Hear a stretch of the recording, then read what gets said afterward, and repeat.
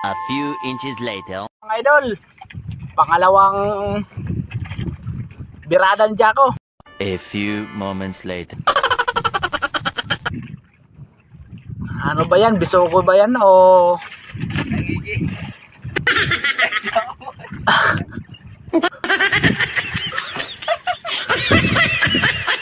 Ang liit. Kasing liit ng pira, ano niya.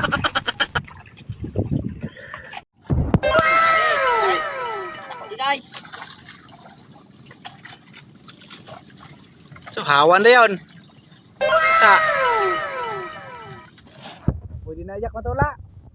Fresh na fresh. Tingnan natin, baka scam yan. Huwag mong subukan. Masisira ang buhay mo.